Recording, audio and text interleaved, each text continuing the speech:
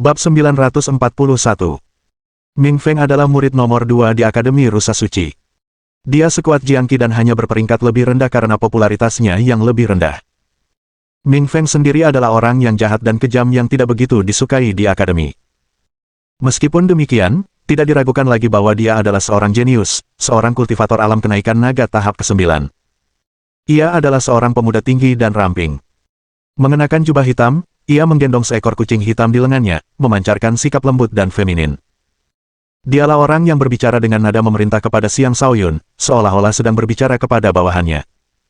Ia memandang Xiang Shaoyun dengan sama sekali tidak menghormatinya. Beberapa pemuda lain juga mengikuti di belakangnya.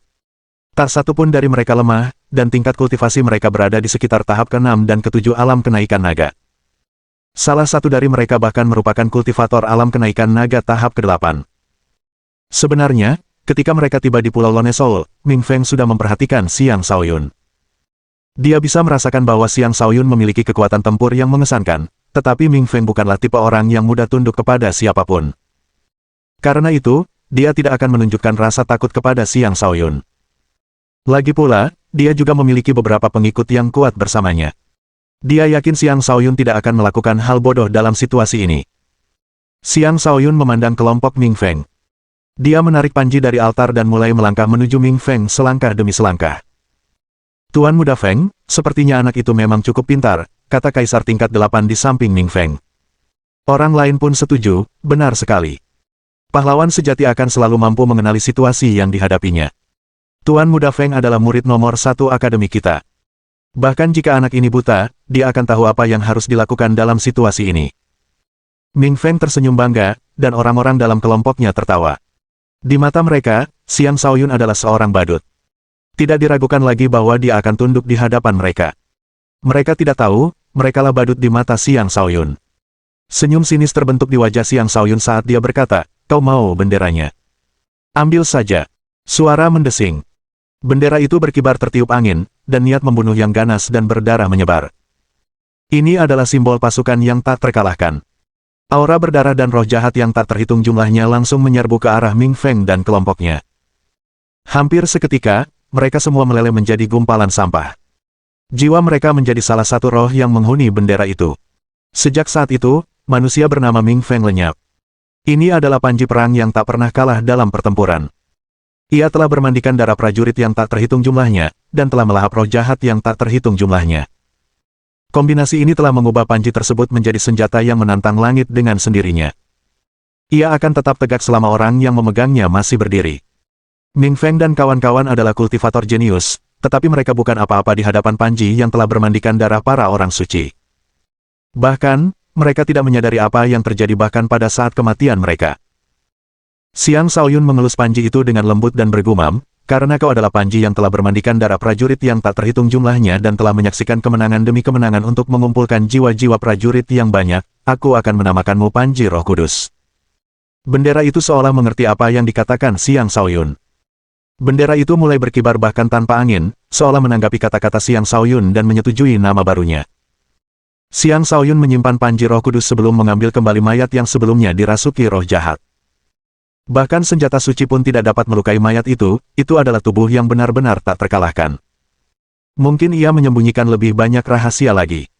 Xiang Shaoyun kembali ke altar dan mencari-cari di antara tumpukan tulang. Dia menemukan beberapa senjata yang rusak di bawah altar. Senjata-senjata itu telah kehilangan spiritualitas dan kilaunya. Meskipun demikian, beberapa material berguna masih dapat diekstrak darinya, dan semuanya akan menjadi material tingkat suci. Bahan-bahan itu akan berguna ketika dia perlu menempa kembali pedang pembunuh langit Overlord dan mengembalikan pedang itu ke kejayaannya semula. Setelah menyimpan semua senjata yang rusak, dia melanjutkan perjalanannya. Kali ini, targetnya adalah pohon suci. Pohon suci itu tampak seperti eksistensi yang terpisah dari seluruh ruang rahasia. Pancaran kesucian menyelimuti sekitarnya, dan aura kekuatan menyebar di sekitarnya, membuat lingkungan terdekatnya tampak hidup. Tidak ada roh jahat yang dapat memasuki lingkup pengaruh pohon itu karena tampaknya ada semacam kekuatan yang menolak mereka. Banyak murid memperhatikan bahwa pohon itu berbuah. Karena itu, banyak dari mereka menuju ke pohon tersebut. Gui Mohu dan Feng Xiaoxia dari Akademi Naga Phoenix termasuk di antara mereka. Gui Mohu seharusnya tidak bisa ikut serta dalam kompetisi ini, tetapi Shadow Flash dan Feng Huosuo dengan mudah bisa mengosongkan tempat untuknya. Dan disinilah dia. Keduanya menyadari bahwa Xiang Shaoyun juga berada di ruang rahasia, jadi mereka berusaha untuk tidak terlalu mencolok agar tidak berkonflik dengan Xiang Shaoyun. Mereka tahu betul bahwa kekuatannya terlalu menakutkan untuk mereka hadapi. Tentu saja, ada murid-murid Akademi Naga Phoenix lainnya di dekat pohon itu juga. Namun, murid-murid yang memiliki peluang tertinggi untuk mendapatkan apapun yang ada di pohon itu adalah 3 orang aneh dari Akademi Bela Diri Sejati dan 2 orang aneh dari Akademi 9 Istana.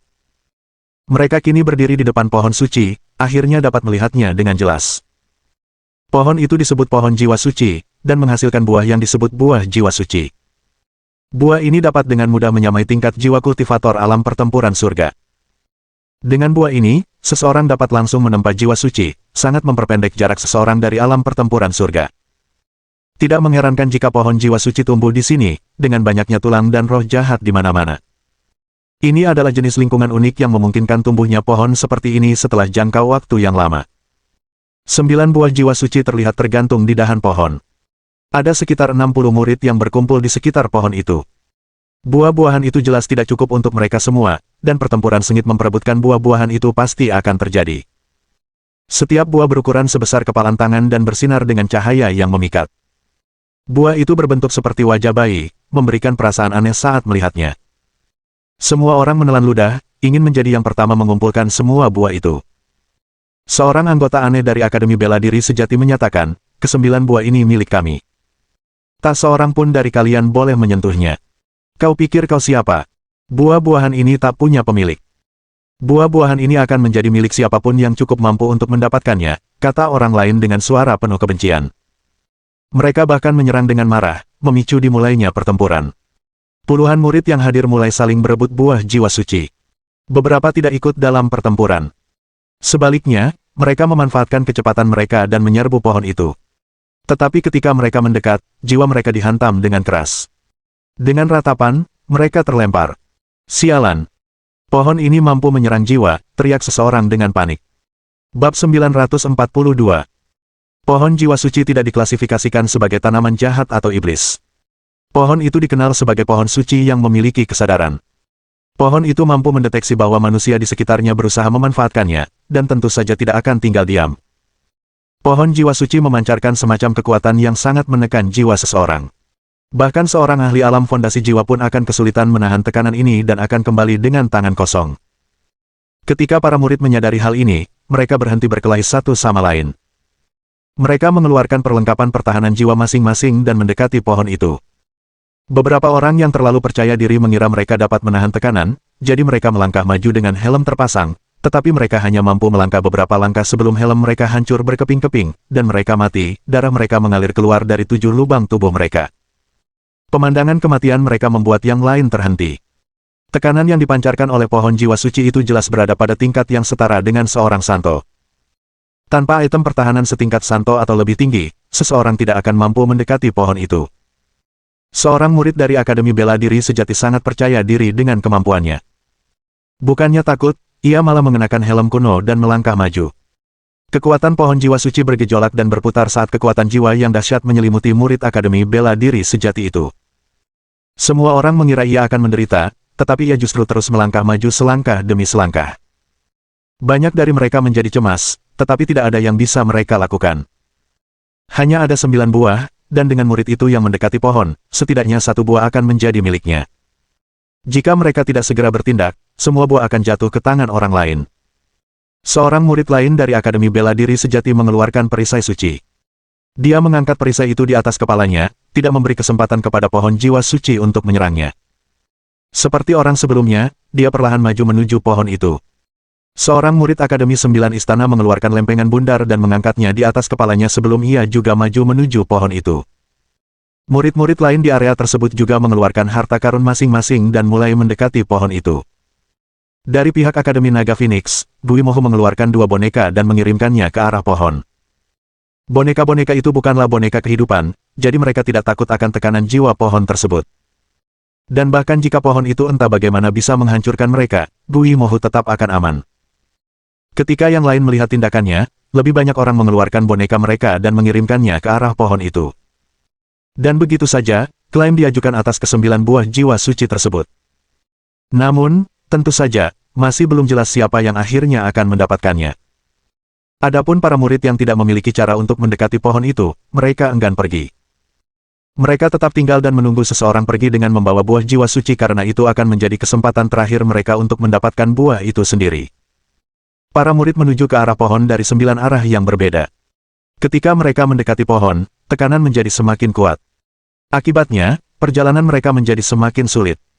Kelalaian sekecil apapun akan menyebabkan seseorang mati karena kehancuran jiwanya. Sebaliknya, boneka-boneka itu sama sekali tidak terpengaruh, dan buah-buahan itu segera berada dalam jangkauan mereka. Feng Xiaoxia tersenyum pada Gui Mohu dan berkata, kakak senior selalu mengesankan. Tapi kita harus berhati-hati dan jangan sampai orang lain mencuri dari kita. Siapapun yang berani memprovokasi saya akan menyesalinya, kata Gui Mohu sambil mendengus. 8 boneka tingkat kaisar muncul di sekelilingnya. Jumlah mereka cukup untuk menakut-nakuti para murid di dekatnya. Haha, aku ucapkan selamat terlebih dahulu atas pencapaianmu di alam pertempuran surga, kakak senior, kata Feng Xiaoxia. Hanya masalah waktu sebelum aku mencapai alam itu, kata Gui Mohu sambil tersenyum tenang. Jangan khawatir, adikku. Salah satu buah ini akan menjadi milikmu. Terima kasih banyak, kakak senior, kata Feng Xiaoxia dengan gembira. Buah jiwa suci itu praktis merupakan tiket menuju alam fondasi jiwa. Bagaimana mungkin Feng Xiaoxia tidak senang? Pada saat ini, sesosok tiba-tiba bergegas menuju pohon di arah boneka Gui Mohu. Berani sekali. Gui Mohu meraung. Siapa itu? Apa kau mencoba bunuh diri? Feng Xiaoxia pun balas membentak. Namun ketika mereka melihat siapa pendatang baru itu, mata mereka membelalak kaget dan marah. Aku akan mengambil buah-buahan ini, kata pendatang baru itu. Dia berjalan di bawah buah jiwa suci seolah sedang berjalan-jalan di taman. Dia sama sekali tidak terpengaruh oleh tekanan jiwa. Berdiri di sana dengan kepala menoleh ke arah mereka, dia memasang ekspresi provokatif di wajahnya saat berbicara kepada Gui Mohu dan Feng Xiaoxia. Para murid di daerah itu tercengang. Seharusnya orang tahu bahwa bahkan mereka yang memiliki barang-barang setingkat Santo pun tidak bisa berjalan menuju pohon itu dengan santai seperti orang ini. Untuk bisa mengabaikan tekanan sama sekali, apakah dia menggunakan semacam harta karun tertinggi, ataukah dia memang sangat berbakat? Pendatang baru itu tak lain adalah Xiang Shaoyun, yang baru saja datang dari altar. Xiang Shaoyun memiliki ikat kepala naga jiwa Nether, salah satu harta paling berharga dari klan Nether Kekaisaran. Tingkatnya di atas tingkat suci, dan tentu saja, ia dapat dengan mudah menahan tekanan pohon jiwa suci. Xiang Shaoyun cukup terkejut melihat pohon jiwa suci di sini. Pohon jiwa suci adalah pohon tingkat atas yang hanya akan berbunga sekali setiap 5.000 tahun dan berbuah setelah 50.000 tahun. Bahkan seorang santo pun akan sangat diuntungkan dengan mengonsumsi buah jiwa suci. Xiang Shaoyun tentu saja tidak akan melewatkan kesempatan untuk mengambil beberapa buahnya. Karena ia menyimpan dendam terhadap Gui Mohu dan Feng Xiaoxia, ia bisa mendapatkan keuntungan sekaligus membuat mereka marah dengan mencuri buah-buahan dari mereka. Itu adalah cara yang sangat baik baginya untuk membalas dendam sedikit kepada mereka. Xiang Shaoyun, jika kau berani menyentuh buah jiwa suciku, aku akan mencabik-cabikmu, kata Gui Mohu sambil menggertakkan giginya. Feng Xiaoxia juga mengancam, Xiang Shaoyun, kau harus tahu bahwa 2 tetua yang ikut bersama kami dalam ekspedisi ini adalah pamanku dan paman bela diriku. Bersama mereka, kau tidak akan bisa melarikan diri. Sebaiknya kau membuat pilihan yang tepat, dan kami mungkin akan mempertimbangkan untuk mengampunimu.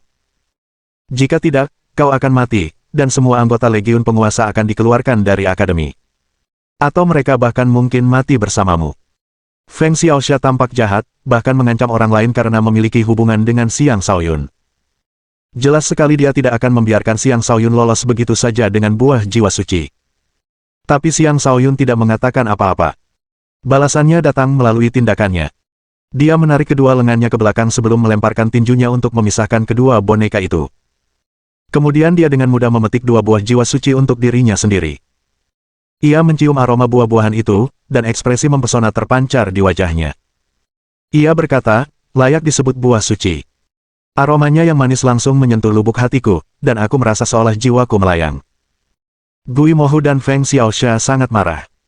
Xiang Shaoyun, aku tidak akan membiarkan ini begitu saja. Gui Mohu meraung. Feng Xiaoxia juga berteriak dengan penuh amarah, bajingan, jika kau tidak menyerahkan buah-buahan itu, kau akan menyesal telah dilahirkan. Seluruh 18 generasi keluargamu akan menderita bersamamu.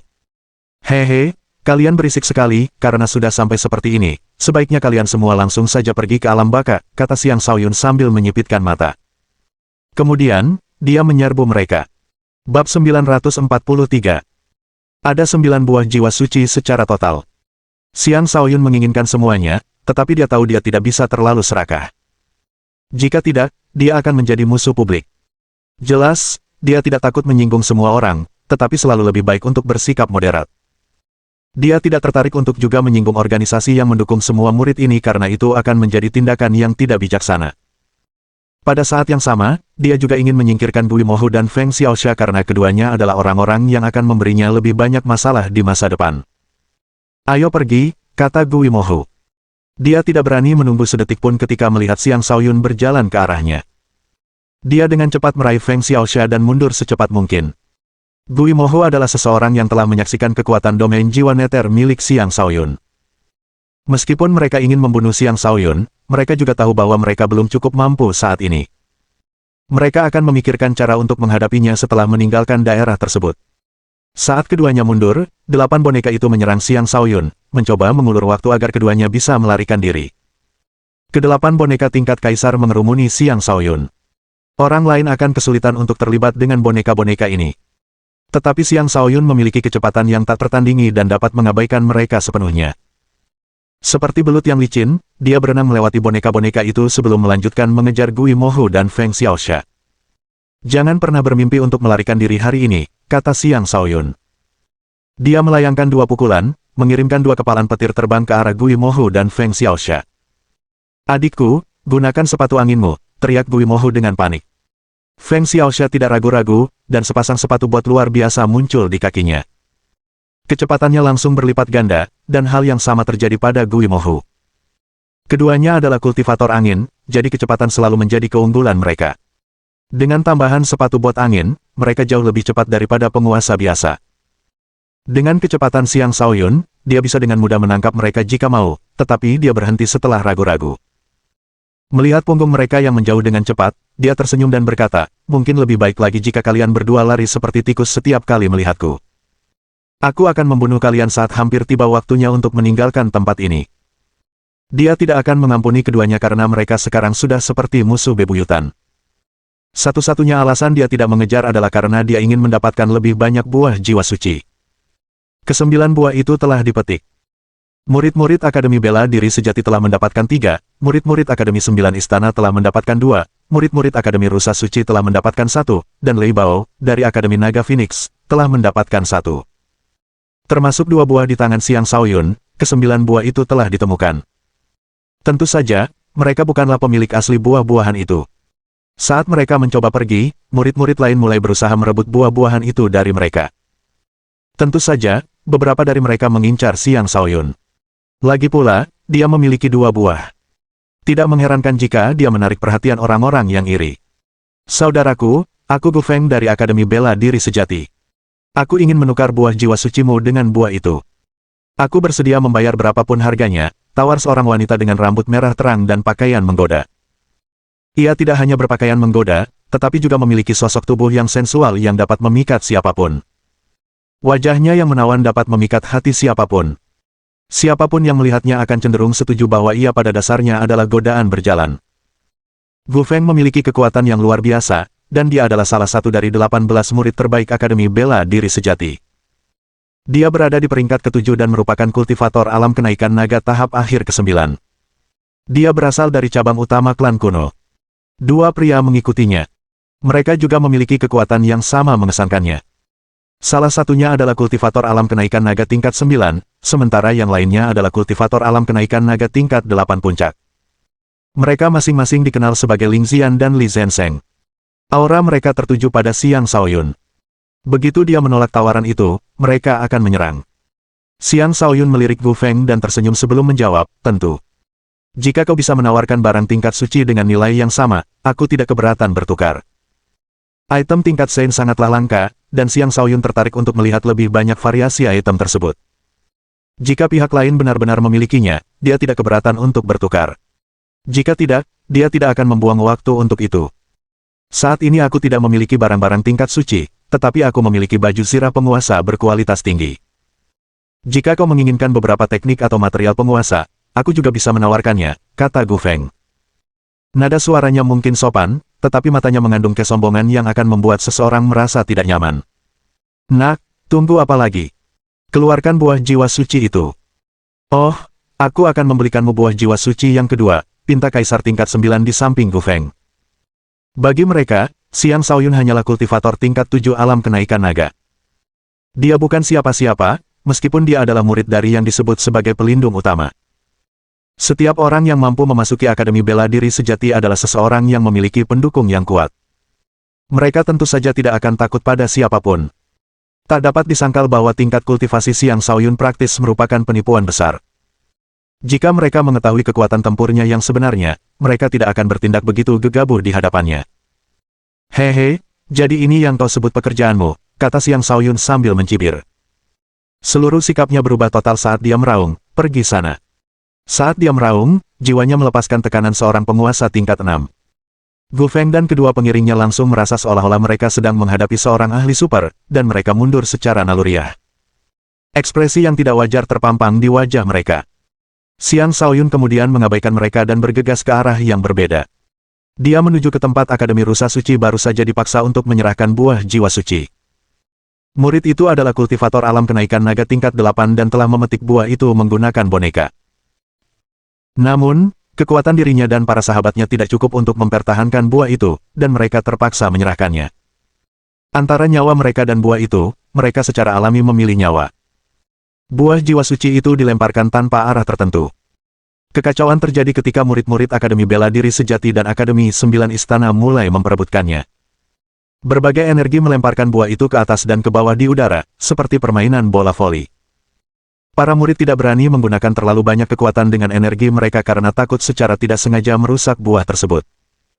Akhirnya, seorang murid Akademi Bela Diri Sejati yang terkenal karena kecepatannya muncul di hadapan buah jiwa suci seperti embusan angin dan meraihnya.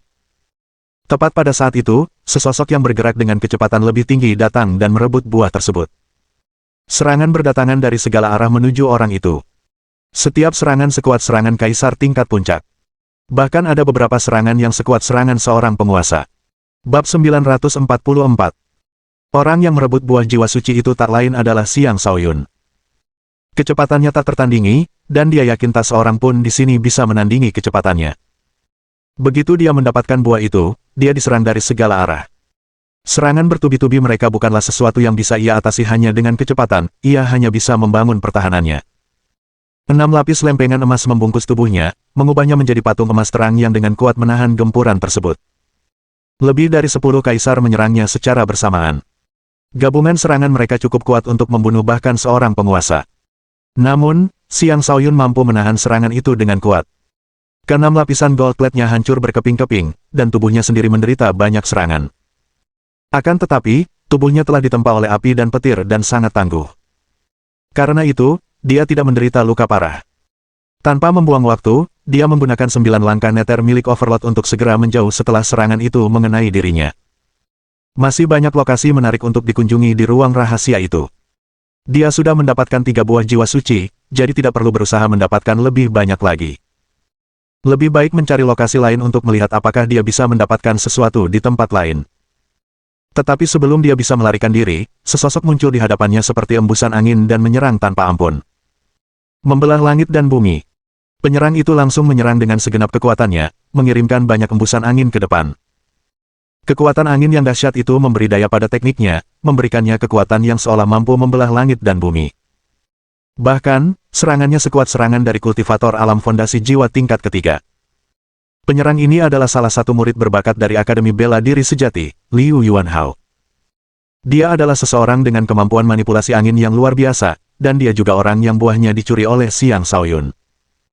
Jelas sekali dia tidak rela membiarkan Xiang Shaoyun pergi dan ingin mendapatkan buah itu kembali. Selain dia, beberapa orang lain juga bergegas mendekat dan menyerang. Salah satu dari mereka menyerang dengan kapak, mengirimkan energi kapak yang dahsyat ke depan yang menghalangi semua kemungkinan jalan keluar. Orang lain menusuk berulang kali dengan pedangnya, menutup ruang di sekitar Xiang Shaoyun dan bersiap untuk menusuknya begitu dia mencoba melarikan diri. Mereka masing-masing adalah raksasa di antara manusia dan termasuk yang terkuat di generasi mereka. Bagaimana Xiang Shaoyun akan menghadapi mereka? Siapapun yang menghalangi jalanku akan mati. Xiang Shaoyun melepaskan kekuatan raungan harimaunya. Suaranya bergema di sekitarnya, dan saat niat bertarungnya melonjak, dia mengepalkan tinjunya. Sebuah pancaran cahaya keemasan yang menakutkan melesat keluar dan berubah menjadi harimau putih yang menyerang.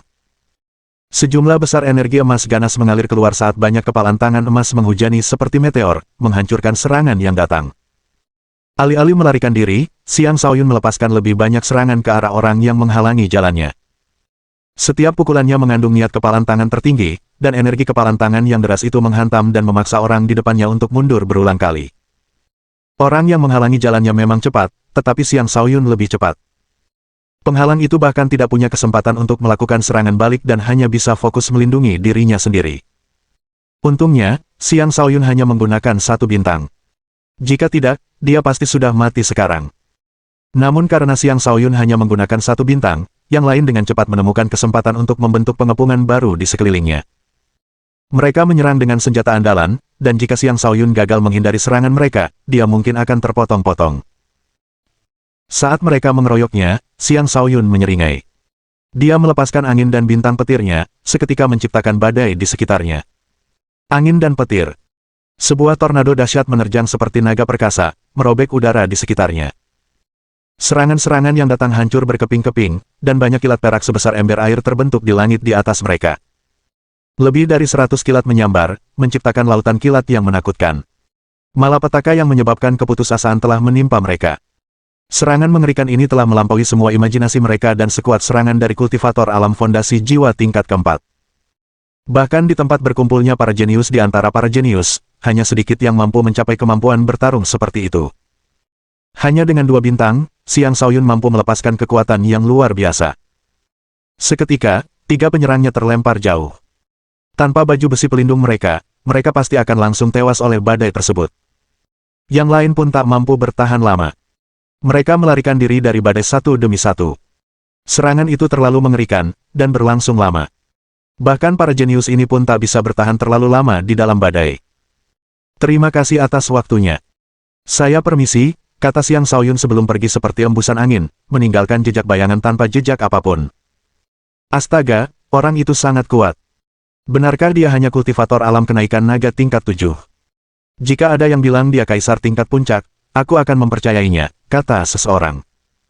Dia memang pantas menyandang gelar sebagai murid dari penjaga agung yang bahkan para tetua pun harus hormati. Dia sudah sekuat ini sebagai kultivator alam kenaikan naga tingkat 7. Dia mungkin sebanding dengan anak ceroboh dari akademi kita itu, keluh seseorang. Aku benar-benar tidak mengerti mengapa Akademi Naga Phoenix mengusir seorang jenius seperti dia. Mereka bahkan tidak menginginkan murid dengan peluang besar untuk menjadi pemenang utama kompetisi ini. Apakah para tetua Akademi Naga Phoenix sudah buta? Bisa dikatakan bahwa Xiang Shaoyun meraih ketenarannya hanya dalam satu pertempuran. Di area berbeda di ruang rahasia itu terdapat sebuah danau. Sesuatu yang menakjubkan juga telah ditemukan di sana, tetapi harta karun itu telah dibagi-bagi oleh para murid yang pergi ke sana. Di danau, pertempuran besar meletus antara Bai Li Yixiao dan murid peringkat keempat dari Akademi Bela Diri Sejati. Pada akhirnya, Bai Li Yixiao menang dan pergi dengan angkuh membawa harta karun dari danau tersebut. Nama Bai Li Yixiao tersebar di keempat akademi, menjadikannya salah satu favorit untuk memenangkan turnamen. Di lokasi berbeda, Zhan Wushuang juga menyebarkan ketenarannya ke seluruh dunia melalui tinjunya. Ia seorang diri memberikan kekalahan telak kepada 2 jenius dari Akademi 9 Istana. Ia juga meraih keuntungan terbesar di lokasi tersebut. Namun, murid-murid Akademi Naga Phoenix jelas bukan yang terkuat di ruang rahasia. Misalnya, Yu Zi yang pernah mengalami kekalahan di tangan selir iblis dari Akademi Bela Diri Sejati. Jika Yu Keidi tidak datang di saat-saat terakhir untuk membantunya, dia pasti sudah terbunuh. Selir iblis itu seperti mawar berduri. Selain itu, Ouyang Chuanqi dan Han Chen Fei telah mengalami kekalahan di tangan penguasa kecil, Chen Xi. Untungnya, Ouyang Chuanqi cukup kuat dan Han Chen Fei telah mencapai alam kenaikan naga tingkat ke-9 belum lama ini. Dengan demikian, mereka dapat mundur dengan selamat bersama Tang Longfei, Xuan Yuantian, dan Yuan Suefen. Pada tahap kompetisi ini, para murid Akademi Bela Diri Sejati telah memperoleh keunggulan atas semua akademi lainnya. Bab 945. Tampaknya ruang rahasia itu menyimpan banyak barang berharga. Beberapa orang mendapatkan buah jiwa suci, beberapa mendapatkan batu darah emas, dan beberapa mendapatkan peralatan suci yang rusak. Tentu saja, Ada juga beberapa yang dibunuh oleh roh jahat dan yang lainnya tewas karena bahaya lain.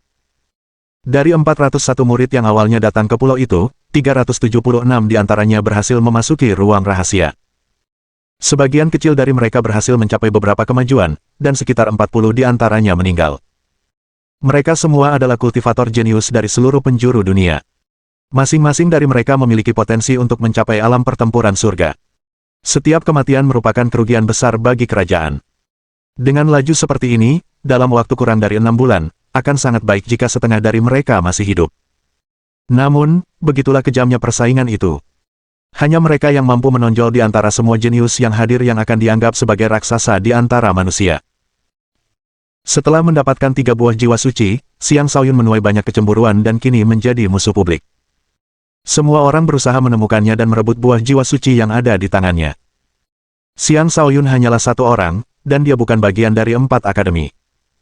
Dengan Gui Mohu dan Feng Xiaoxia yang memperkeruh keadaan, wajar jika dia dijadikan musuh publik.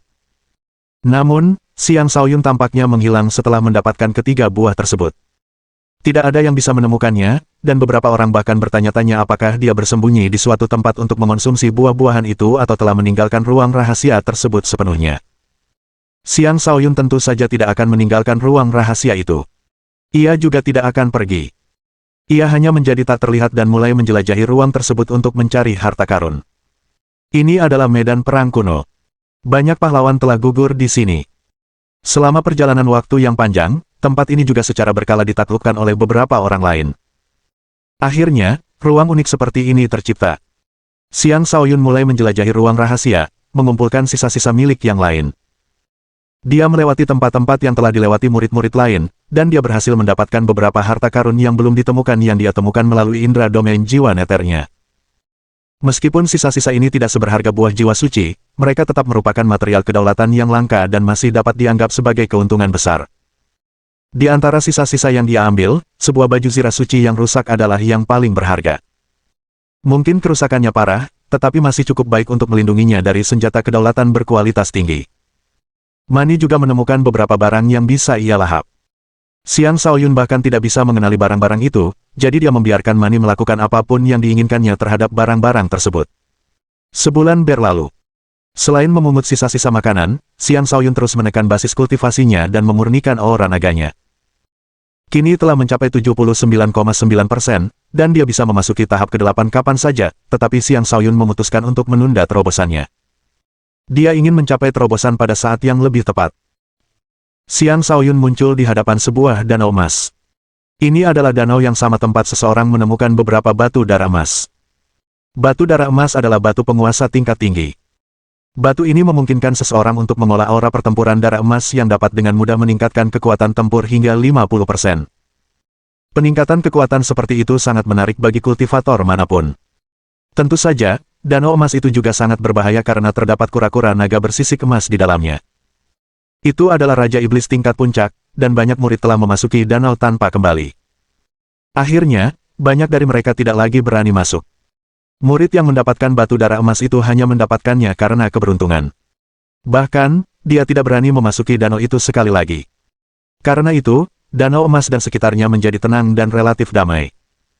Xiang Shaoyun menghentikan kemampuan menghilangnya dan berdiri di tepi danau. Melihat danau itu, dia bergumam, apakah benar-benar ada kura-kura naga bersisik emas di sini? Ini bukan mayat yang dikendalikan oleh roh jahat, kan? Kura-kura naga bersisik emas adalah makhluk iblis yang kuat dengan sedikit darah naga mengalir di nadinya. Tidak hanya memiliki pertahanan yang kuat, kemampuan menyerangnya juga jauh lebih tinggi daripada kura-kura iblis lainnya. Xiang Shaoyun tentu saja tidak berada di sini karena ingin menantang kura-kura naga bersisik emas. Yang dia inginkan hanyalah sepotong batu darah emas. Meskipun dia telah membentuk kabut 9 warna, yang juga dikenal sebagai energi awal mula, dari 9 energinya, bukan berarti dia tak terkalahkan di antara rekan-rekannya. Lagi pula, dia masih belum memiliki persediaan yang tak terbatas. Dia hanya bisa menggunakan energi awal mula setiap kali dia mengumpulkan jumlah tertentu. Dia tidak memiliki cukup energi untuk menggunakannya sesuka hatinya. Selain itu, pohon kehidupan kecil, pohon muda emas, dan tanaman lain di lautan kosmos astralnya juga membutuhkan nutrisi dari kabut 9 warna. Jika dia bisa mendapatkan sepotong batu darah emas, dia akan mampu meningkatkan kekuatan tempurnya sekitar 50%. Baginya, batu itu adalah harta karun yang sangat berharga, sesuatu yang layak untuk mengambil risiko melakukan perjalanan ini. Menurut murid-murid lainnya, batu dara emas hanya dapat ditemukan di dasar danau.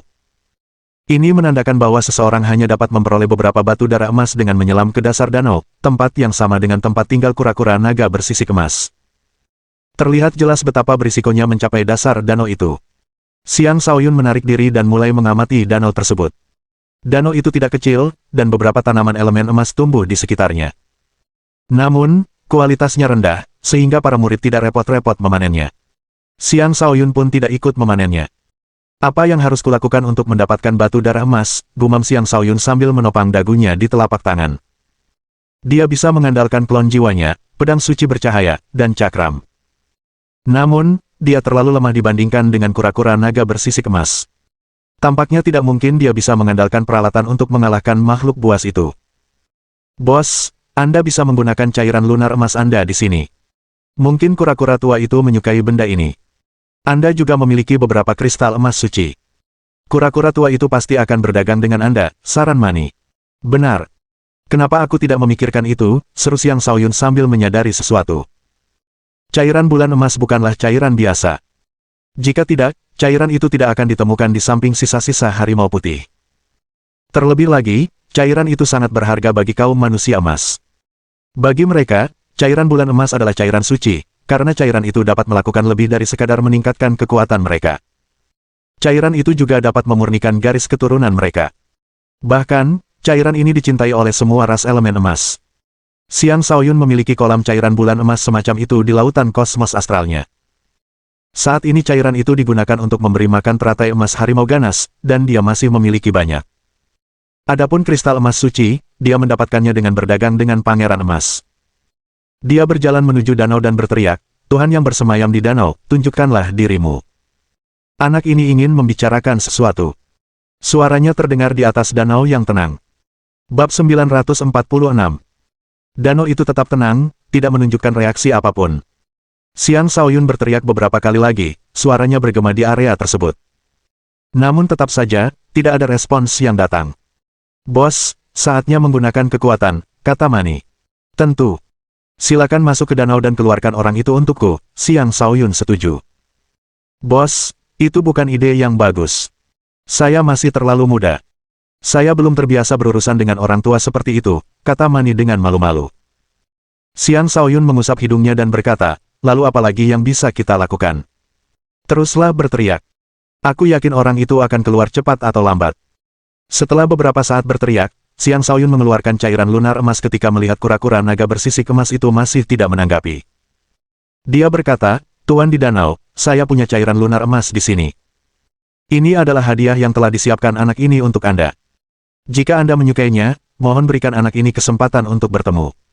Kemudian, ia menuangkan beberapa tetes cairan bulan emas ke dalam danau. Cairan bulan emas bercampur dengan danau, menyebabkan sebuah titik di danau menjadi lebih cerah seolah-olah bunga teratai emas sedang mekar. Pemandangan itu sungguh memukau. Xiang Shaoyun menatap danau itu, berharap akan ada respons apapun. Tak heran, perubahan muncul di permukaan danau. Sebuah kekuatan tarik yang mengerikan muncul dan melahap sebagian besar air danau serta semua cairan emas bulan yang menetes ke danau. Bahkan, permukaan air danau sedikit menurun saat proses itu selesai. Xiang Shaoyun segera mundur. Dia tahu kura-kura naga bersisik emas akan segera muncul. Suara mendesing. Sesosok raksasa muncul dari danau, memercikkan tetesan air danau berwarna keemasan ke area tersebut. Mata Xiang Shaoyun membelalak saat menatap sosok raksasa itu. Dengan ekspresi tak percaya, dia berkata, ini yang disebut kura-kura naga bersisik emas. Apa kau bercanda? Sosok di hadapannya bukanlah kura-kura naga bersisik emas. Itu adalah katak bertanda emas yang dipenuhi tonjolan. Tubuhnya sebesar bukit kecil, dan garis-garis emas menyerupai formasi misterius melapisi seluruh tubuhnya. Matanya yang besar menatap Xiang Shaoyun, membuatnya merasa merinding. Anak manusia, serahkan cairan bulan emasmu, dan aku akan mengampuni nyawamu, kata katak bertanda emas. Kodok bertanda emas adalah makhluk iblis yang sangat langka.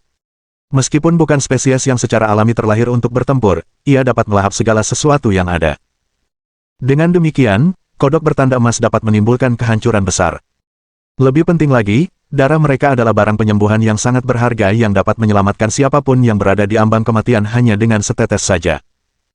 Xiang Shaoyun mengumpulkan pikirannya dan berkata, Tuan Katak, anak ini tertarik untuk melakukan transaksi dengan Anda. Saya membutuhkan sepotong batu bara emas, dan sebagai gantinya saya akan memberi Anda beberapa cairan bulan emas. Bagaimana menurut Anda? Nak, kau cukup berani berdamai denganku. Serahkan cairan itu, atau aku akan menelanmu hidup-hidup, ancam Katak bertanda emas itu sambil mengirimkan aura iblisnya ke arah Xiang Shaoyun. Xiang Shaoyun merasakan tekanan kuat yang menekannya. Ia segera mundur dan lari tanpa berpikir panjang. Ia tahu bahwa Katak bertanda emas itu mungkin tidak berniat melakukan transaksi yang adil dengannya. Jika ia tetap tinggal, ia akan bertindak bodoh. Xiang Shaoyun bergerak lincah dan dalam sekejap mata sudah berada 1 kilometer jauhnya. Sejauh itu, ia akhirnya merasa aman. Namun, begitu ia memikirkan hal itu, sebuah daya tarik yang mengerikan mulai menariknya kembali ke arah danau. Sial! Medan gravitasi! Xiang Shaoyun meraung sambil memanfaatkan kedalaman bumi. Seluruh tubuhnya bersinar dengan cahaya coklat saat lapisan energi berat menyelimutinya. Udara di sekitarnya berputar saat gravitasi bekerja menstabilkan pijakannya. Sayangnya, kekuatan pemangsa Katak bertanda emas itu terlalu mengerikan. Medan gravitasi langsung runtuh, dan Xiang Shaoyun terseret seperti gulma yang tercabut dari akarnya. Untungnya, Xiang Shaoyun memiliki pengalaman yang kaya dalam menghadapi banyak ahli muda yang kuat. Ketika dia hampir terseret ke dalam mulut Katak bertanda emas, Panji Roh Kudus muncul di tangannya. Dia mengayunkannya ke arah Katak itu. Panji Roh Kudus adalah senjata suci yang terbentuk melalui serangkaian evolusi. Panji ini mengandung kebencian dari roh-roh jahat yang tak terhitung jumlahnya dan darah para prajurit yang banyak, yang menyebabkan Panji ini berubah menjadi sesuatu yang lebih dari sekadar Panji perang dan menjadi senjata yang mematikan. Kebencian yang meluap-luap terpancar ke arah Katak bertanda emas itu. Kekuatan di balik kebencian itu cukup untuk mengubah kaisar manapun menjadi abu dan menghancurkan fondasi jiwa seorang santo. Kodok bertanda emas itu akhirnya merasakan ketakutan. Ia berhenti menghirup dan mulai menghembuskan napas, mendorong kekuatan kebencian jauh bersama Xiang Shaoyun dan Panjinya. Xiang Shaoyun tampak menyedihkan saat terhempas jauh, dan ia kehilangan orientasi sesaat. Ia segera menenangkan pikirannya dan kembali berdiri. Pikiran pertamanya adalah melarikan diri karena ia tidak yakin Panji Roh Kudus saja cukup untuk mengalahkan Katak itu. Tetapi sebelum ia sempat melakukannya, dengan kilatan emas, sesosok muncul di hadapannya. Serahkan cairan bulan emasmu, dan aku akan menukarnya dengan batu darah emas, kata seorang pria yang sangat jelek dengan rambut keriting kemasan. Pria parubaya itu tak lain adalah Katak bertanda emas. Sambil menggenggam erat Panji Roh Kudus, Xiang Shaoyun bertanya, benarkah? Tepat setelah dia bertanya, sebuah batu darah emas setinggi setengah tinggi orang dewasa jatuh ke tanah. Dia terkejut.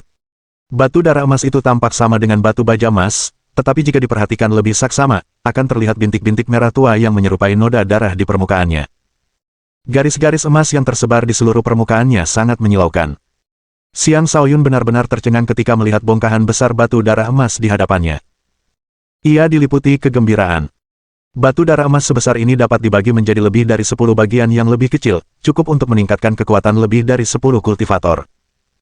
Perlu diketahui bahwa batu darah emas yang ditemukan oleh murid sebelumnya di danau hanya sebesar kepalan tangan. Itu tidak ada apa-apanya dibandingkan dengan bongkahan di hadapan mereka ini.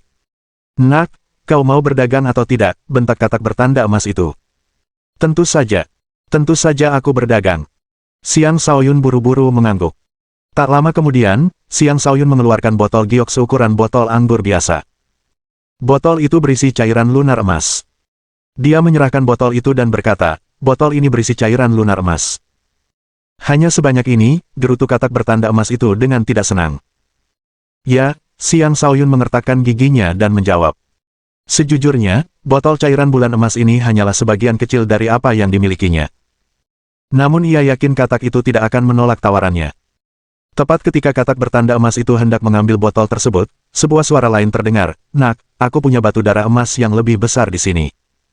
Aku akan menukarnya dengan cairan bulan emasmu. Bab 947. Siapa sangka seseorang benar-benar mampu mendekati Xiang Shaoyun dan Katak bertanda emas tanpa terdeteksi. Sebelum Xiang Shaoyun menyadari apa yang terjadi, dia mendengar suara teredam saat batu darah emas lainnya jatuh ke tanah di depannya. Potongan batu darah emas ini sekitar 50% lebih besar daripada yang diberikan Katak bertanda emas. Xiang Shaoyun dipenuhi kegembiraan. Hanya satu dari dua benda ini saja sudah cukup berharga untuk membeli barang-barang tingkat suci. Namun ketika dia melihat sekeliling, dia tidak dapat menemukan pembicara tersebut. Dia bergumam bingung, di mana dia? Nak, apakah kau buta? Tidakkah kau lihat bahwa tuan ini ada di sini? Suara itu terdengar lagi. Xiang Shaoyun mengamati sekelilingnya, bahkan ia melepaskan indera dari alam jiwa neter. Meskipun begitu, ia tetap tidak menemukan siapapun.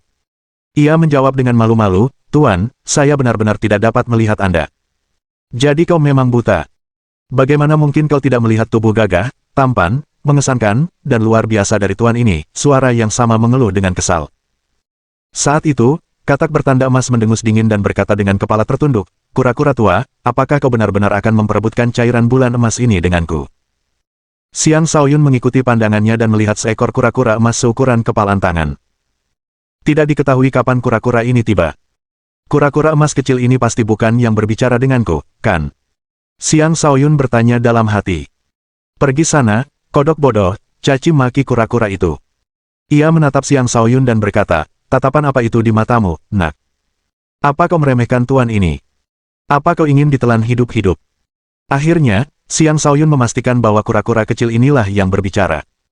Ketika mendengar nada bicara kura-kura itu kepada katak, Xiang Shaoyun segera melambaikan tangannya dan berkata, bagaimana mungkin aku berani meremehkanmu, tuan? Anda tampan, riang, agung, dan perkasa. Rasa hormat anak ini kepada Anda tak terbatas seperti derasnya aliran sungai yang meluap. Xiang Shaoyun terus memuji kura-kura menggunakan 10 istilah berbeda tanpa mengulangi satupun. Ini bukanlah hal yang mudah dilakukan. Kau cukup pintar, kalau dipikir-pikir, kata kura-kura itu dengan angkuh. Ayo, serahkan cairan bulan emasmu kepada tuan ini. Nak, berani-beraninya kau. Berikan ke sini, teriak kodok bertanda emas yang marah sambil meraih botol di tangan Xiang Shaoyun. Kodok itu terlalu cepat bagi Xiang Shaoyun untuk bereaksi. Sebelum dia menyadarinya, botol itu sudah hilang dari tangannya. Namun, kura-kura itu tiba-tiba muncul dari tanah dan menggigit tangan kodok tersebut. Kodok itu langsung melepaskan botol itu seolah-olah tersengat listrik. Kura-kura itu memanfaatkan kesempatan itu untuk dengan cepat menangkap botol itu dengan mulutnya. Si katak tentu saja tidak akan tinggal diam. Dia membanting telapak tangannya ke arah kura-kura. Telapak tangannya bersinar terang, dan letusan energi itu membuat Xiang Shaoyun terlempar jauh dan terhempas ke tanah. Tanpa baju zirah suci yang rusak yang dikenakannya, dia pasti sudah mati atau terluka parah. Aku menderita sia-sia. Aku bahkan belum mendapat kesempatan untuk mendapatkan batu darah emas, gerutu Xiang Shaoyun dalam hati. Dia tidak berani mendekat dan mengambil batu darah emas itu. Dia takut gempa susulan yang tak terduga akan membunuhnya. Tidak ada gunanya kehilangan nyawanya seperti itu. Dia buru-buru melarikan diri lebih jauh dari medan pertempuran, berniat untuk mengambil batu darah emas setelah keduanya selesai bertarung. Aku harus mendapatkan kedua batu itu. Ini adalah harta karun yang sangat berharga untuk meningkatkan kekuatan tempurku, pikir Xiang Shaoyun sambil menggosok telapak tangannya. Pada saat itu, katak bertanda emas itu benar-benar marah. Ia melancarkan serangan telapak tangan berulang kali ke arah kura-kura emas kecil itu. Seluruh area diselimuti cahaya emas yang menakutkan. Dalam sekejap mata, banyak kawah memenuhi tanah. Kura-kura kecil itu melompat-lompat berulang kali sambil meraung, kodok, apakah kau mencoba menantangku? Apakah kau ingin aku membalikkan sarangmu? Dasar bajingan tua, serahkan semua cairan emas bulan itu, atau aku tidak akan berhenti sampai kau mati, teriak katak bertanda emas yang marah. Dia adalah penguasa iblis tingkat puncak. Kekuatan tempurnya sangat menakutkan, dan jika dia benar-benar memutuskan untuk melawan kura-kura itu secara sungguhan, seluruh area mungkin akan rata dengan tanah. Kura-kura kecil itu berkata dengan bangga, mustahil. Tuan ini lebih kuat darimu. Apa yang bisa kau lakukan padaku? Apakah kau ingin diusir dari danau? Baiklah. Hari ini, aku akan melawanmu sampai mati, jawab katak bertanda emas itu. Garis-garis emas tiba-tiba muncul di dahinya. Garis-garis itu saling bersilangan dan membentuk pancaran tajam yang tampak sangat mengancam. Jelas bahwa serangannya akan menjadi teknik yang sangat merusak begitu dilepaskan. Ayo lawan. Kau pikir aku mudah dikalahkan? Hari ini, aku akan menunjukkan siapa yang lebih hebat di antara kita. Kita akan menentukan penguasa sejati danau ini hari ini, kata kura-kura itu. Ia berhenti menahan diri, dan tubuhnya langsung membesar. Cangkang emasnya menjadi sebesar gunung, dan di cangkangnya terdapat banyak garis emas. Garis-garis itu tampaknya mewakili kekuatan yang berbeda dari yang ada pada katak bertanda emas. Kepalanya mulai menyerupai kepala naga dan memancarkan tekanan yang sama, yang menunjukkan dengan jelas bahwa dia bukanlah makhluk iblis biasa. Naga kura-kura bersisik emas, seru Xiang Shaoyun kaget.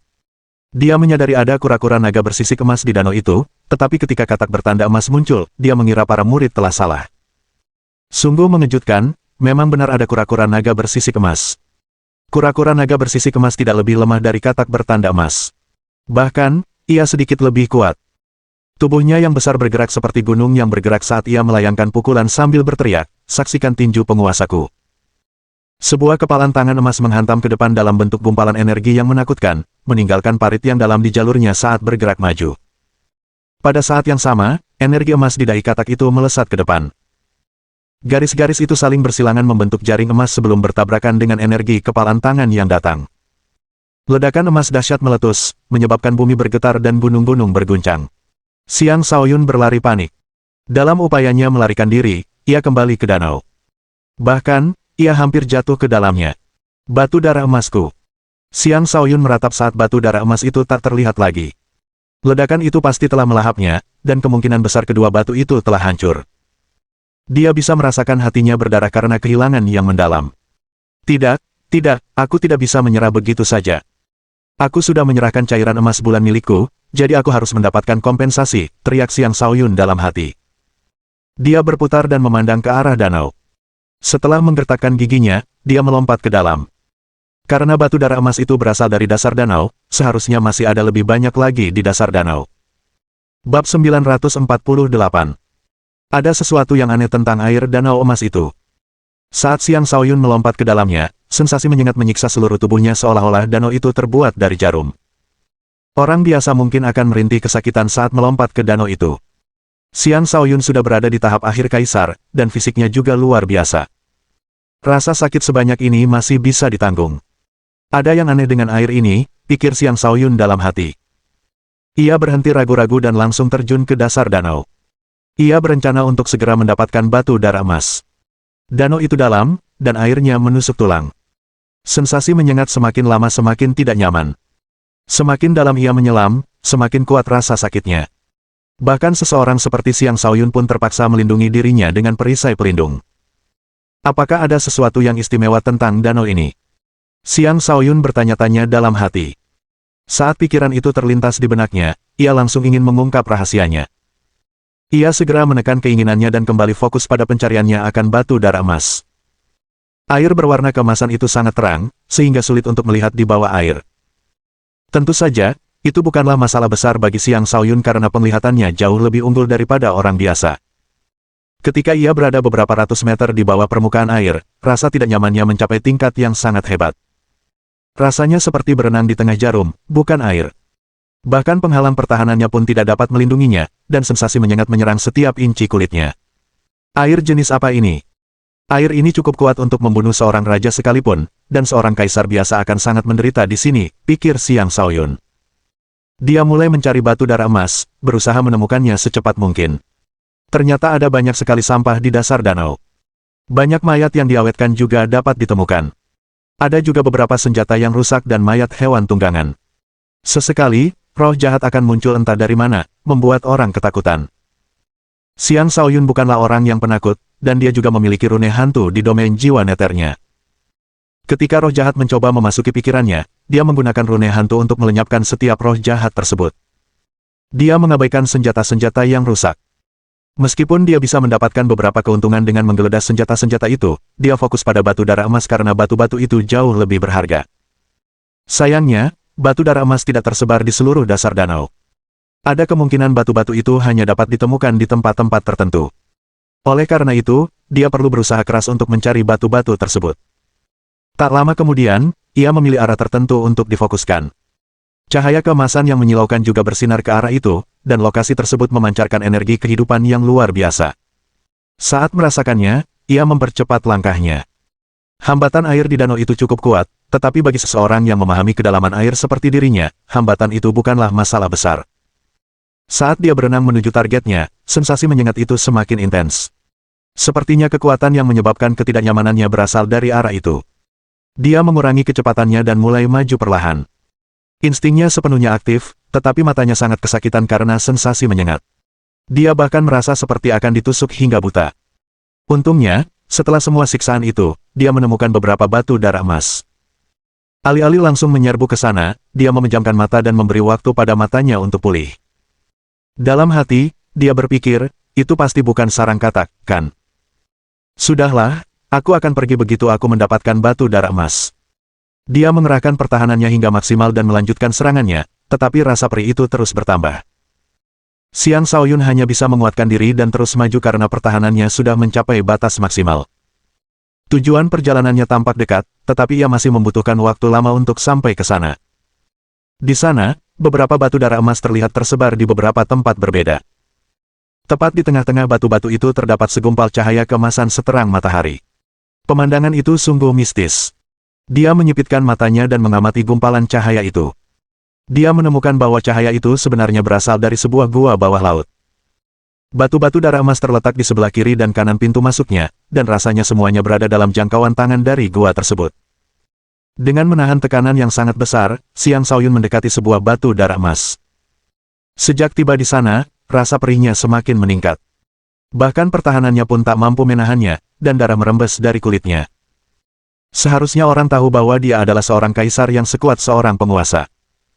Jika bahkan seseorang seperti dia terluka di danau itu, orang hanya bisa membayangkan dahsyatnya kekuatan sengatannya. Terlebih lagi, Xiang Shaoyun memiliki tubuh yang ditempa oleh api dan petir. Tubuhnya sekuat senjata seorang penguasa, namun bahkan tubuh seperti itu pun terluka. Pasti ada sesuatu yang aneh tentang air danau itu. Xiang Shaoyun berhenti bergerak dan bergumam, kekuatan air macam apa ini sampai menimbulkan efek aneh seperti ini? Atau sensasi menyengat ini semacam energi unik yang berasal dari pancaran cahaya keemasan. Xiang Shaoyun menggelengkan kepalanya dan mengusir pikiran itu dari benaknya. Dia terus maju sementara ikat kepala naga jiwa neter muncul di sekeliling kepalanya untuk melindunginya dari kekuatan yang menyengat. Semakin dekat dia, semakin kuat sensasi menyengat itu. Kini rasa itu menusuk sumsum tulangnya, menyiksanya dengan rasa sakit yang hebat. Dia menggertakkan giginya dan berkata, aku harus mendapatkan batu darah emas itu. Dengan tekad yang diperbarui, dia mengabaikan rasa sakit dan meningkatkan kecepatannya. Kulit, meridian, organ, dan tulangnya semuanya tersiksa oleh rasa sakit yang luar biasa. Dia menggertakkan giginya dan bertahan. Akhirnya, dia mencapai batu darah emas. Dia memeluknya dan mencoba menariknya dari tanah. Pada saat itu, dia sudah melupakan rasa sakitnya. Yang ada hanyalah batu darah emas di matanya. Darah terus merembes keluar dari kulitnya dan mengalir menuju pancaran keemasan di dalam gua. Bahkan setelah mengerahkan seluruh kekuatannya, dia tidak bisa menggerakkan batu itu. Dalam keputusasaannya, dia menghunus pedang suci bercahaya miliknya, mencoba menebas batu itu dari tanah. Tiba-tiba, pancaran keemasan itu semakin intens. Sebuah kekuatan yang tak terlukiskan mengalir keluar dan menyelimuti Xiang Shaoyun. Kekuatan itu terasa seperti terbentuk dari jarum-jarum yang tak terhitung jumlahnya. Darah langsung mewarnai Xiang Shaoyun menjadi merah, dan rasa sakitnya mencapai tingkat yang lebih hebat. Sensasi menyengat itu bahkan menembus jiwanya. Tanpa perlindungan ikat kepala naga jiwa neter, kepalanya pasti sudah berubah menjadi bantalan jarum. Dagingnya tampak hancur total, dan tulangnya terlihat jelas. Saat ini, penampilannya sangat mengerikan. Ia merasa seperti akan mati karena kesakitan. Aura kematian yang pekat mencengkeram hatinya. Aku tidak ingin mati. Aku harus meneruskan garis keturunan keluargaku. Aku masih perawan. Murniakan. Xiang Shaoyun meraung saat tekad kuat meledak dari dalam dirinya.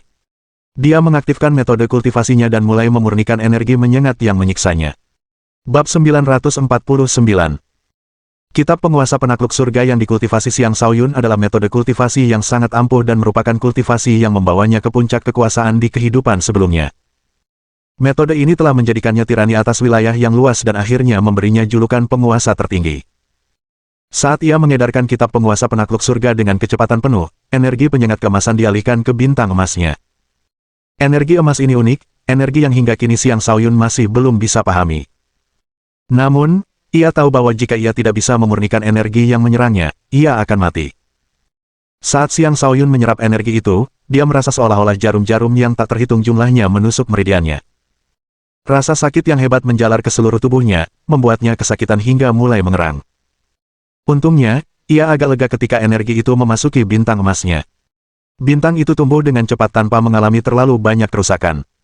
Tampaknya energi emas ini hanya merusak hal-hal yang berwujud, berbeda dengan bintang-bintang batin yang merupakan ruang penyimpanan energi yang tidak berwujud. Ini adalah kabar baik bagi Xiang Shaoyun karena sekarang dia bisa bertahan lebih lama dan mengarahkan lebih banyak energi ke bintang emasnya. Rasa sakit yang menyengat terus-menerus menyiksanya, dan setiap inci tubuhnya terasa sakit. Dia bahkan mulai berpikir bahwa kematian akan menjadi alternatif yang lebih baik. Namun, rasanya juga seperti ini adalah jenis rasa sakit yang akan tetap ada bahkan setelah kematian, dan itu menyebabkan penderitaan ekstrim yang tak dapat digambarkan dengan kata-kata. Tak lama kemudian, bintang emas Xiang Shaoyun terisi penuh. Jika dia ingin menyimpan lebih banyak, dia harus menembus batas dan meningkatkan kapasitas bintangnya. Jika tidak, energi yang menyengat akan mulai menyerang tubuhnya lagi. Xiang Shaoyun tidak diberi kesempatan untuk memikirkan hal ini dengan matang. Dia telah berada di puncak tahap ketujuh untuk sementara waktu. Tidak akan sulit baginya untuk menerobos sekarang meskipun kesakitan. Namun, karena kondisi tubuhnya sangat buruk, menerobos sekarang tidak akan menguntungkan. Karena tak punya pilihan lain, Xiang Shaoyun hanya bisa mengalihkan perhatiannya ke lautan kosmos astralnya. Dia meraung, pergi. Lautan kosmos astral miliknya tak terbatas dan mampu menampung segala sesuatu yang ada. Tak heran, seluruh gumpalan energi emas itu berhasil ditarik ke dalam. Sesaat kemudian, gumpalan energi emas yang kuat muncul di sudut tertentu lautan kosmos astralnya. Gumpalan itu tidak menimbulkan bahaya apapun, dan Xiang Shaoyun menghela napas lega. Ia tergeletak lemas di tanah dan terlalu lelah bahkan untuk menggunakan teknik pembalikan rahasianya. Ia hanya menggunakan beberapa tetes cairan petir perak untuk menyembuhkan lukanya. Setelah itu, ia merasa lebih baik. Kemudian, ia mempercepat pencernaan energi penyembuhan dalam tubuhnya. Sambil melakukan itu, ia teringat akan pertarungan antara kura-kura naga bersisik emas dan katak bertanda emas di luar danau. Dia tidak tahu kapan mereka akan kembali. Karena terburu-buru, dia segera mengeluarkan pedang suci bercahaya dan mengayunkannya, hanya menyisakan bagian bawah batu yang tertancap di tanah. Ini adalah batu darah emas yang kudapatkan dengan mempertaruhkan nyawaku, kata Xiang Shaoyun sambil tersenyum puas. Dia berhasil mendapatkan total 6 buah batu darah emas. Masing-masing berukuran cukup besar. Sepotong kecil saja sudah cukup untuk meningkatkan kekuatan seseorang hingga 50%. Jika orang lain tahu bahwa hanya dia yang mendapatkan begitu banyak batu, banyak tawaran perdagangan akan datang, dan beberapa orang bahkan akan datang merampok. Setelah menyingkirkan batu-batu itu, dia bersiap untuk pergi. Tetapi ketika dia melihat gua bawah laut itu, dia teringat akan kemungkinan rahasia yang tersembunyi di dalamnya. Dia tiba-tiba merasa ingin bergegas masuk dan mengungkapkannya. Dengan gumpalan energi di dalam tubuhku, seharusnya tidak ada bahaya lain di dalam. Sebaiknya aku pergi dan memeriksanya, gumamnya sebelum bergegas mendekat. Gua itu tidak besar, dan juga tidak dalam. Tak lama kemudian, Xiang Shaoyun sampai di ujung gua tempat terdapat kerangka emas. Sebuah jubah Buddha terbungkus di sekelilingnya, dan kerangka itu jelas merupakan sisa-sisa seorang biksu yang telah meninggal dunia saat bermeditasi. Sebuah lubang terlihat di dadanya, yang jelas merupakan penyebab kematiannya. Dilihat dari kondisi kerangka emasnya, biarawan ini pastilah seorang santo semasa hidupnya. Jika tidak, jenazahnya tidak akan terawetkan dengan baik, dan tulangnya tidak akan terlihat begitu halus dan mengkilap. Untuk seorang ahli super seperti ini terbunuh, jelas sekali betapa kuatnya musuhnya. Xiang Shaoyun juga memperhatikan bahwa di atas tengkorak kerangka itu terdapat manik emas berkilauan. Manik itu mempesona dan memancarkan aura keberuntungan dan ketenangan, memberikan rasa kedekatan. Dia menatapnya sejenak dan menelan ludah sebelum bergumam, apakah ini sarira milik umat Buddha? Yang disebut sarira adalah intisari dari kultivasi seorang biksu tinggi Buddha. Sarira tidak hanya berisi kultivasi hidup seorang biksu, tetapi juga pencerahan biksu tersebut. Setiap biksu dapat mencapai tingkat biksu tinggi dalam waktu sesingkat mungkin setelah memperolehnya. Pada dasarnya, inilah warisan seorang biksu tinggi. Penemuan ini adalah sesuatu yang tidak pernah dibayangkan Xiang Shaoyun. Ia tentu saja sangat gembira. Tetapi tepat saat ia mengulurkan tangan untuk meraih sarira, sesosok hantu terbang keluar. Ia segera menarik tangannya karena takut. Seorang biksu yang sangat tampan muncul di hadapannya. Biksu itu tampak berusia sekitar 30 tahun, tetapi ia memiliki sepasang mata yang tua dan dalam.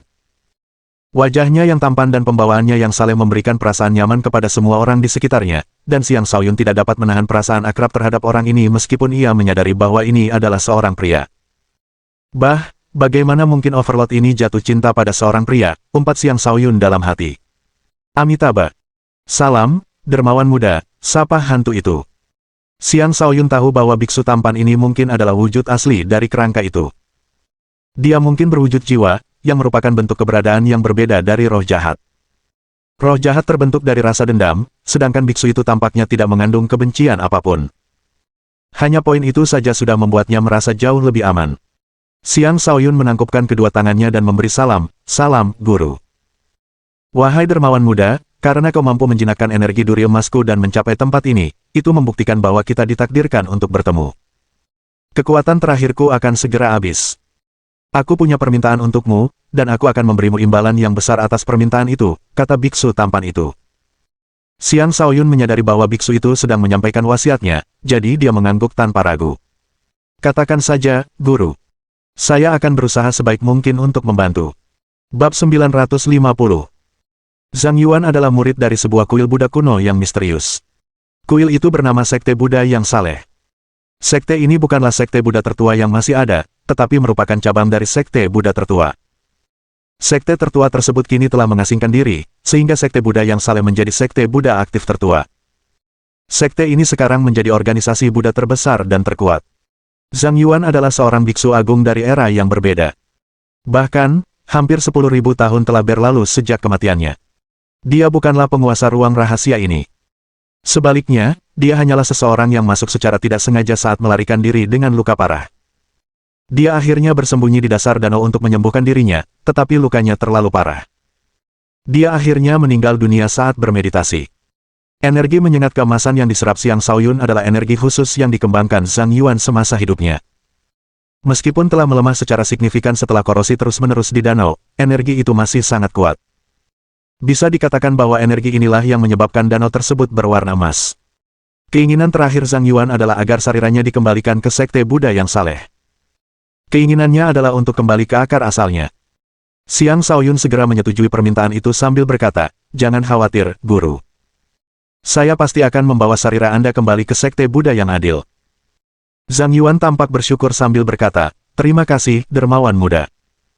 Izinkan saya mengajari Anda teknik pertempuran unik, teknik pedang jari flux.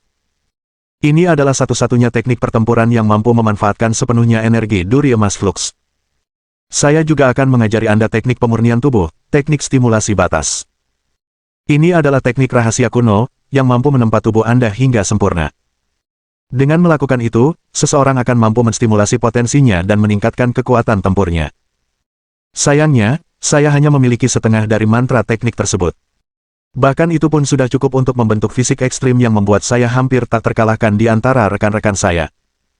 Ketika Xiang Shaoyun mengetahui hal itu, ia segera menyadari bahwa keduanya adalah teknik yang luar biasa. Matanya menyala-nyala penuh gairah. Ia segera menenangkan diri dan bertanya, "Tuan, apakah Anda tidak khawatir akan mencurigai seseorang dengan permintaan terakhir Anda? Jangan lupa bahwa hanya sedikit orang yang dapat menahan keinginan untuk mengantongi sarira itu untuk diri mereka sendiri." Zhang Yuan menjawab dengan sungguh-sungguh, "Aku yakin dengan penilaianku. Aku juga yakin dengan karaktermu. Jika aku benar-benar mempercayakan ini kepada orang yang salah, itu pasti kehendak takdir bahwa aku tidak dapat kembali ke akarku, dan itu akan menjadi bukti bahwa aku belum layak mendapatkan pengakuan Sang Buddha. Jika demikian, lebih baik aku pergi saja. Kekeras kepalaanku ini sendiri merupakan pelanggaran terhadap ajaran Buddha. Di mana di dunia ini aku tidak dapat beristirahat. Hatiku selalu bersama Buddha, Buddha yang Maha Pengasih. Amitabha." Ekspresi hormat terpancar di wajah Xiang Shaoyun saat mendengarkan. Dia berkata, "Jangan khawatir, Guru. Saya, Xiang Shaoyun, mungkin bukan orang baik, tetapi saya selalu menepati janji." "Bagus. Sarira mungkin berharga, tetapi seseorang tanpa aura dan akar Buddhisme tidak akan bisa mewarisinya. Bahkan, jika seseorang mencoba mewarisinya secara paksa, ia akan menanggung akibatnya," kata Zhang Yuan. Xiang Shaoyun merasakan merinding. Ia berpikir, untunglah aku sama sekali tidak mengincar benda ini, kalau tidak aku pasti akan menderita. Kemudian Zhang Yuan meneruskan mantra dari kedua teknik tersebut kepada Xiang Shaoyun. Pada saat ia selesai, sosoknya menjadi sangat transparan, dan ia perlahan-lahan menghilang dari keberadaan. Di saat-saat terakhirnya, dia memberikan peringatan, "Jangan ganggu tuan yang sedang tidur di istana yang megah itu." "Jangan ganggu tuan yang sedang tidur di istana yang megah itu," gumam Xiang Shaoyun dengan hampa. Saat pertama kali memasuki ruang rahasia itu, dia mendengar sesuatu yang serupa tentang seorang bangsawan dari roh jahat yang merasuki mayat ular tulang putih. Dengan biksu tinggi yang mengatakan hal yang sama, jelas ada tokoh penting yang berkuasa di sana. Lupakan saja. Percuma saja terlalu memikirkannya. Untuk sekarang, aku perlu mengolah teknik stimulasi batas dan teknik pedang jari flux. Selain itu, aku perlu memurnikan sepotong batu darah emas, gumam Xiang Shaoyun pada dirinya sendiri. Dia memutuskan untuk mulai mengolah teknik-teknik yang baru diperolehnya. Sayangnya, setelah menyimpan sarira dan sisa-sisa tubuh Zhang Yuan, dia melihat bayangan besar menuju ke arah gua. Jelas, entah kura-kura naga bersisik emas atau katak bertanda emas sedang kembali. Wajahnya pucat pasi sambil berseru, "Sial. Jika mereka menemukanku di sini, aku tamat." Untungnya Xiang Shaoyun memiliki banyak trik jitu. Dia menjadi tak terlihat dan menghilang sepenuhnya dari pandangan. Kemudian dia tetap diam, berusaha untuk tidak mengeluarkan suara apapun. Tak lama kemudian, kepala kura-kura naga bersisik emas muncul di pintu masuk gua. Kepala itu mengintip ke dalam gua, mengamati gua dengan sepasang mata besarnya. Aneh, kenapa energi flux Golton menghilang? Aku masih bisa mencium bau anak itu. Dia seharusnya masih di sini, gumam kura-kura naga bersisik emas itu dengan ragu. Tubuhnya mengecil, dan dia berenang masuk ke dalam gua. Xiang Shaoyun merasakan tekanan yang sangat besar. Kura-kura naga bersisik emas itu adalah penguasa iblis tingkat atas. Hembusan napas acak dari kura-kura ini sudah cukup untuk membunuhnya. Dia bahkan belum pulih dari luka-lukanya. Dia berdoa dalam hati, "Kumohon jangan perhatikan aku." Meskipun ia yakin dengan kemampuannya untuk menghilang, tidak ada yang tahu apakah kura-kura naga bersisik emas itu memiliki kemampuan khusus yang mampu mendeteksinya. Untungnya, setelah melihat-lihat sekilas, kura-kura itu meninggalkan gua. Xiang Shaoyun menghela napas lega. Tiba-tiba, kura-kura itu kembali. Matanya yang licik dipenuhi keraguan, seolah-olah ia kesulitan percaya bahwa tidak ada seorang pun di dalam gua. Aneh sekali. Aku jelas masih bisa mencium bau anak itu. Tidak ada gerakan di danau ini yang bisa luput dariku. Bagaimana mungkin aku tidak mendeteksinya? Ada yang tidak beres, gumam kura-kura naga bersisik emas itu. Lalu dia memutuskan untuk tidak pergi dan mulai menyerap sisa energi duri emas di sekitarnya. Suasana hati Xiang Shaoyun merosot. Dia jauh lebih kuat dari sebelumnya, dan kemampuan menghilangnya juga semakin lama. Tetapi jika kura-kura naga bersisik emas itu bersikeras untuk tetap di sini, dia akan terungkap cepat atau lambat. Apa yang harus dia lakukan sekarang? Berbagai macam pikiran melintas di benak Xiang Shaoyun. Ia merasa ingin menyelinap mendekati kura-kura naga bersisik emas sebelum melepaskan rentetan energi duri emas yang dahsyat ke arah kura-kura itu. Ia yakin energi tersebut cukup kuat untuk membunuhnya. Namun, ia segera menepis pikiran itu. Menyerang dengan energi akan menjadi pilihan terakhirnya. Jika ia mencobanya dan gagal, dirinya sendiri akan berada dalam bahaya besar. Untungnya, katak bertanda emas segera muncul. Mohon dukungan dari omom ante-ante sekalian, buat subscribe atau sharekan novel Mimin ke Facebook kalian, agar channel Mimin bisa terus berkembang. Dengan begitu, Mimin bisa lebih semangat untuk up novel seru lain ke depannya. Buat teman-teman yang sudah subscribe dan sharekan novel Mimin, Mimin ucapkan terima kasih sebanyak-banyaknya. Sekiranya teman-teman menghadapi masalah video diputar dalam bahasa Inggris, coba tukar kepada bahasa Indonesia original melalui cara ini. Semasa mendengarkan, pencet tombol setting di atas kanan video, pilih audio track dan tukar bahasa.